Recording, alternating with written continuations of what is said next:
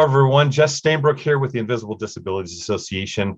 And on today's InVisible InCourage program, I have some very special ladies that kind of friends of the family, if you will, but that are doing some awesome things. Julie, Stamm, and Sofia Blasco, hello and welcome. Thank you for having me. Hi, Jess. How are you? I'm doing great. Thanks for asking, Sofia. Now, Sofia's coming to us from Brooklyn and has a background in dance, which we're going to talk about, and because she's actually moved it into some really amazing programs that help people with different disabilities in doing dance programs and exercising in that way. And then Julie, and I don't know how you guys became friends, but I know that Julie lives with MS and wrote a really powerful book. And these two got together and really it kind of played off of each other as friends of how then Sofia started working with this dance program. So I don't know, who wants to start and kind of say, how did you guys get to know each other? How did that come about? Do you want to go first, Sofia? Sure. Well, Julie and I became friends, I don't know, many years ago now, through mutual friends, really. And we were just kind of friends in the beginning and then got much closer over, many hangouts, and both lived in New York at the time. So it was much easier to be together and get to know each other. And then from there, I learned about the book that you actually had written most of it already, Julie, when I knew you and saw it. And then from there, I kind of brought my dance background into it. And that's how I'd say we became much closer friends when we both kind of started our businesses. Yeah, together. absolutely. And we both have like a very similar mission. So it was good to sit down and talk to each other. And, she helped bring the book to life because it was kind of, paper printed and just a little, loose leaf binder at the point when we met. So she kind of helped definitely bring it to life and make it what it is today. Well, tell us how the book got started. I mean, again, when did you find out about the MS and how's that been living with it? And then tell us about the book story and why that's so important. Well, it'll be 15 years, January 8th, of official diagnosis, but 21 years of symptoms. It took a long, long time to get diagnosed. But I'm okay. I have my son and I'm really happy. That's the best thing that could have come from this. But I would write him letters, and these were my cry myself to sleep, you should not be a mom moments. And I said, let me talk to him about it. Like, let's see how he feels. And they turned into these adventures in his mind. It's just like kids, they see a telephone pole or a telephone wire and they think it's a Spider-Man, web. So he saw the world differently. And he saw these moments where I felt completely defeated. And I still, when I read the book, I remember those moments of defeat, but he doesn't remember that. And I think that moment made me realize we have to tell parents that you're doing an okay job and listen to your kids. And we have to change. There aren't materials out there from the child's perspective. And just positive. We don't need to know about relapses. We don't need to know about demyelination. They don't need to know about, well, we do, they don't. So I think just focusing on the positive and the good things that can happen in spite of the disease was my goal.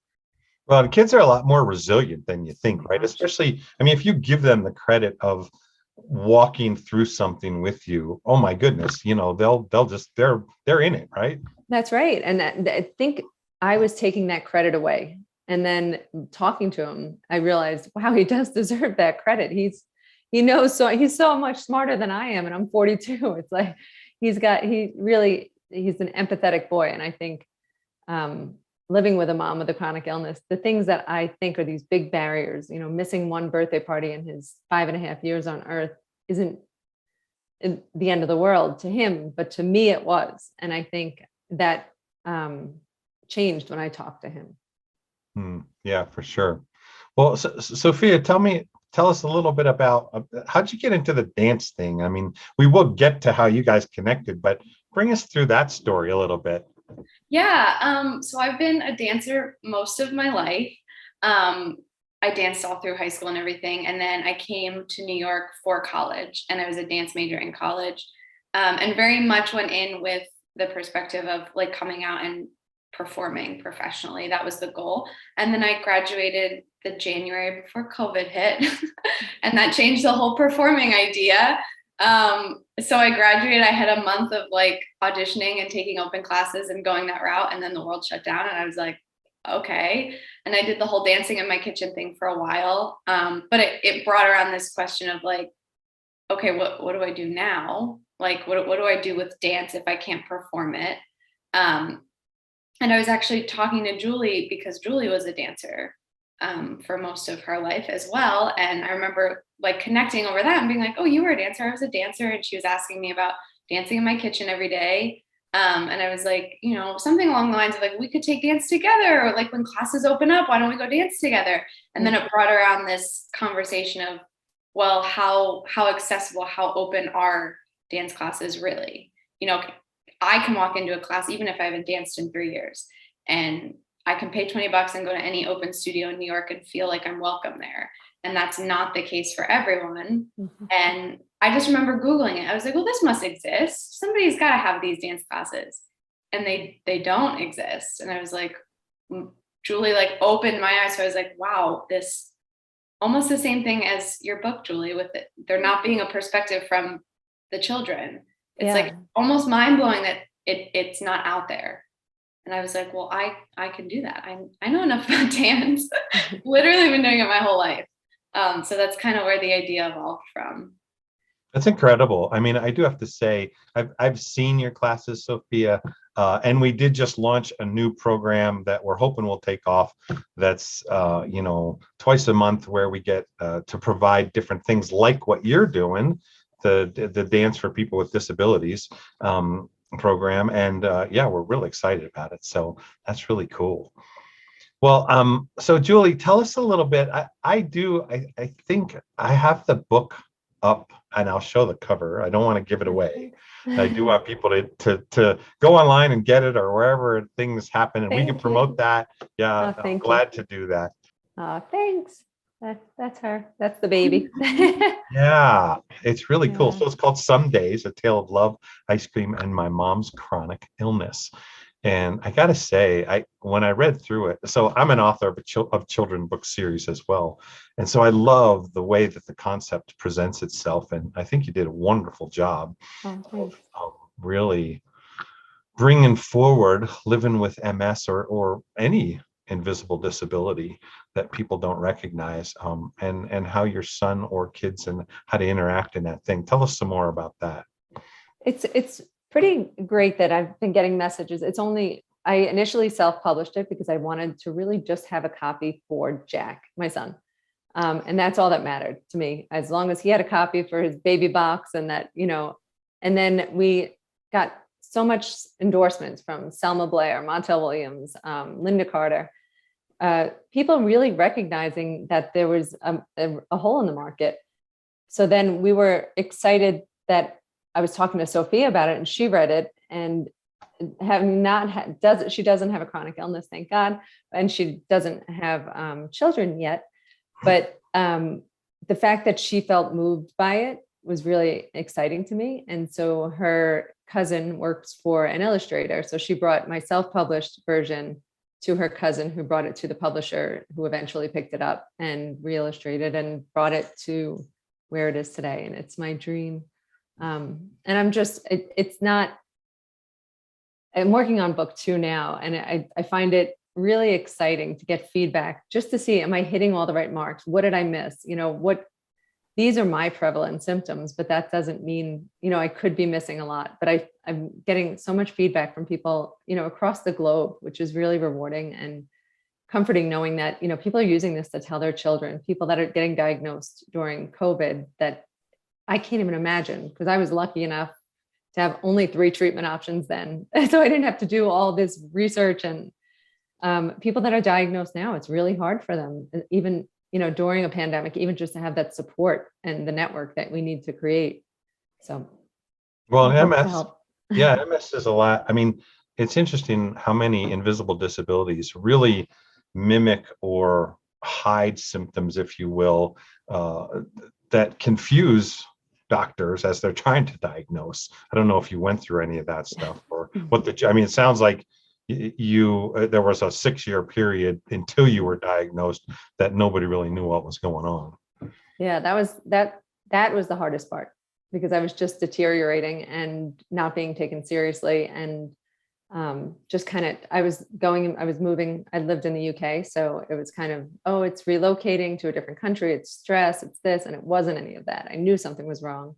You can tell as someone that used to dance, that I couldn't walk in heels anymore. I couldn't do the things that it was so natural to me to do. And that's, with Sofia, with the dancer movement, when we were talking, I won't take a yoga class or a dance class, because I'm not going to keep up and I'm going to fumble. And you can't tell by looking at me initially what's wrong, but I also don't want to have that conversation or slow other people down. So when I was talking to Sofia about it, she was like, well, you could do virtual or individual, and like, you could dance in your mind. And even if your left leg doesn't work, do this. And I was like, oh my gosh, you're the best. Like, you're making me dance again.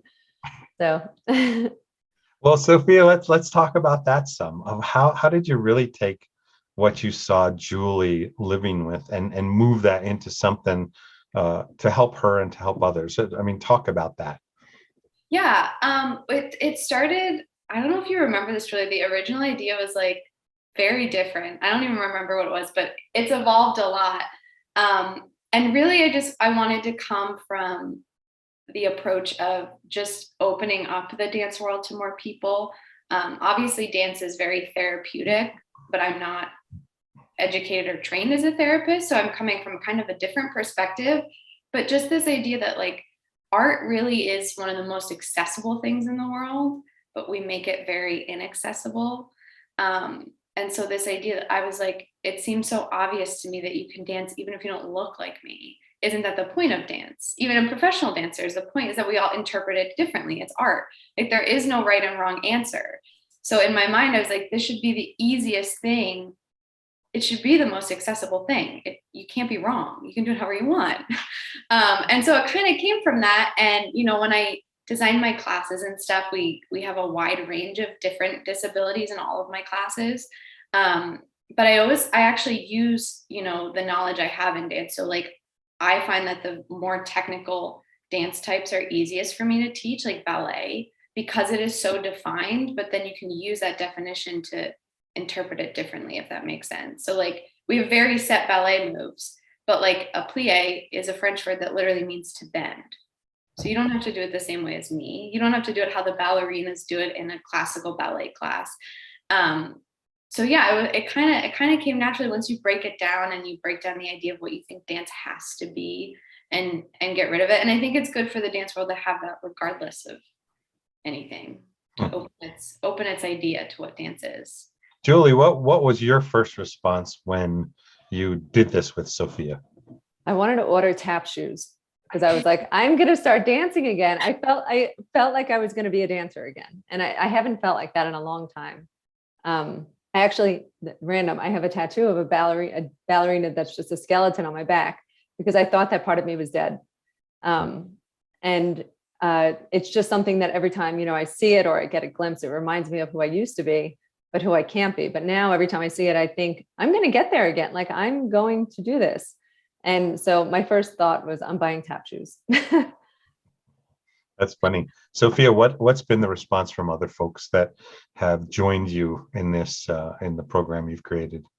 We've had really positive feedback, and it's so funny you bring up that tattoo, because a lot of the people drawn to our program are people that once danced and feel like they no longer can. And so it's like bringing back these old memories and then being like, yeah, I can feel that again. And I know what it was like to dance on a stage, and I can bring that to my living room. And I think it helps that we're all virtual. We're all doing that. I'm remembering what it was like to dance on a stage. I haven't done it in 3 years now, and I'm doing that in my living room just the same as you. Yeah, I really love that when we first met, you were like, well, you can dance in your mind. And I remember going to bed that night after you left, and it was just really, it's like, let me remember those feelings. And I closed my eyes and pretended like the whole scene. And I remembered a dance that I haven't done in years. And it just was so rewarding to me. So I think those things that we forget that we can do in our minds, she reminded me of, and I appreciate that. Oh, that's a really great. I mean, I'm taking that to heart of what you guys both said of the ability to do things in your mind. It's funny. I was a freestyle skier, and that eventually goes away because because of age. Um, and I don't know that I don't think I have any fear still. I'd be glad to do it. I just don't think my body could handle it, right? But I do remember learning it early on that I spent more time in my head practicing the things and allowing them to come out the right way until I would then actually go do it, someplace. And so I think that muscle memory in your head is really key to some of this stuff. And I'd be curious, as I know, Sofia, you said you don't have a background in the physiology or the doctor side, I'll call it, of what you're doing, but I'd be curious to find out down the road of how people that maybe from a functional standpoint can't do as many things as they used to be able to do, but just doing it mentally, how that affects you physically. You know what I mean? And I would imagine a lot like you said, Julie, about your book is creating something positive out of the situation that exists, right? I mean, that's the classic. I've done a ton of interviews here in Colorado with ranchers and homesteaders, and they tell wild stories about, when the hail came that one day in 1946 and ruined all of our crops, mom said, go grab a bunch and we're going to make some ice cream, and you're like, wow, who would think of that? And so I think that's what you guys are doing, and I really appreciate it. So, well, Julie, how can people find your book? Well, hopefully at your local bookstore. You can find us on Amazon and Barnes and Noble. Also, and if it's not available at your local bookstore, go to your library and request it, and you can get a free copy that you can borrow, which it's not, it's more for the kids. So get a free copy, rent it, borrow it, and bring it back. There you go. Well, and I'll make sure that I put up some links that people can find that. Thank you. And same thing, Sofia, how can people find you and the things that you're working on and providing, especially in this area? Yeah, so we have a website. It's thedancermovement.com, as well as all our social media is just at the Dancer Movement. Okay, cool. Well, that's awesome. Well, what other stories you guys have about the connection? And I think, Julie, you mentioned it you said your mission, or Sofia, you said your mission connected. What is your mission, and how, what are you hoping this does for people in various stages of life? So I think for me, it transformed throughout the disease. So, what my mission was in the beginning was to make sure no one felt alone isolated as I felt. So I wanted people to see someone that has the disease that's thriving in spite of it. And then when my son was born, it shifted to the children to make sure that, their parents felt represented, but also that they felt represented, and that it wasn't a burden. And a physical therapist had given me really good advice, because I had always said to Jack, help mama up, even before I needed help, just to get him ready for the day that might come. And he said, no, empower him. Like, show me strong, Jack. And it changing just that language from being a burden to empowering him was really important to me. And also from the dance perspective, doing it in my mind. I've been to physical therapists for 15 years and have failed. It just, every time I go, they're like, this is as far as you're going to get. And it's disappointing. And it feels like a re-diagnosis whenever you hear it's not going to get better. With Sofia, even though she doesn't have the medical background, she never makes it feel like you can't get better. Like, just, practice, practice, practice. We're going to get wherever we need to. But the things, even just pointing and flexing, little things that, the words of encouragement instead of this is the end of the road, has really been helpful to me. That's awesome. Sofia, how about you? Yeah, our mission is pretty much we've only been around about a year now as a real business, but I think our mission's pretty much stayed the same in my mind. And that's just, it's making the dance world more acceptable and proving to everyone that they can dance. I really believe, I like dancing as one of the most natural things humans have done for thousands of years. They used to dance at every celebration. It was a dance. I still think we should all know how to jitterbug when we go to a party, but maybe one day. It's just so natural. And for people to think like, oh, I can't dance, I'm not a ballerina, or I can't walk into a dance class, I'll never be on stage. It's just it's not right. And humans should just be able to dance, and they can. Someone just needs to tell them that they can. Yeah. Well, and I think it's awesome. I do want to say that COVID has really changed a lot for us. Again, it's crushed a lot of hopes and dreams, where things that you thought you were going to be able to do, everything changes, right? And I do want to say, great job, Sofia, of really pressing into that and not letting that just make you go away, but really looking at it as a bigger picture of how to help others get involved, and whether they're dancers or not, right? It really is one of those things that maybe people have had dreams as little kids, and you're the one allowing them to be part of it, as opposed to having to get into a system and have everything formalized. So good job. Yeah, keep it up. Yeah, that's really awesome. I tell everyone that COVID is forcing able-bodied people to live with a chronic illness, because this has been our life. We can't always go out. We can't always do what we want to do. We can't, all those hopes and dreams, those were gone when we got diagnosed. So unfortunately, the world is starting to see what it's like to live with a chronic illness. And Sofia is thriving in spite of it. And I think that's what people with chronic illnesses do. We realize our limitations and we figure out a new way to reroute. And I think the whole world is living that way right now. Yeah, it did. What we noticed, and it's interesting, while it shut everything else down, it really did open up people's hearts, like you said, Julie, to have a better understanding of more like what it is for people living with chronic illness or invisible disabilities, because there are those times when you wish you could go out, but you can't. Mm-hmm. And there's nothing you can do about it. And it may have you down and you have to press through it, or just deal with it on your own by yourself because nobody's around and you can't go out. So yeah, there has been a much bigger awareness and recognition of people living with invisible disabilities as a result of the COVID situation. So, there's kind of the blessing in disguise, if you will, of that raising awareness and getting people to understand a little bit better what it's like for people in that situation. So yeah, pretty cool. Well, any other final thoughts that you guys want to share with me before we wrap it up? I really do appreciate your time. You guys are so wonderful, and it's great to hear about your friendship and stuff. Any last words? No, I'm just so grateful you had us, and this was awesome. I'm glad. And Sofia, for us to do something together, because we worked together, but we've never had any interviews or anything together. So it's always separate, but I'm always proud of her. Sofia, anything from your standpoint? No, just thank you. And this was fun, Julie. I like to tell our story together. Me too. It's more exciting this way. Definitely. Well, I appreciate you guys joining me today. And again, I do think it's a great example of helping one another through the situations that are going on. And again, Julie, with your experience and background as a dancer, Sofia just getting into it, I'm sure there was this crossover in that as well.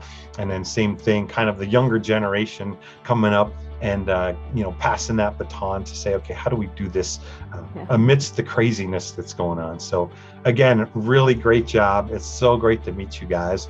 And we'll just wish you the best in everything that you're working on. And thanks so much for joining me. You too. Thank you so much. All right. Well, we'll see you later.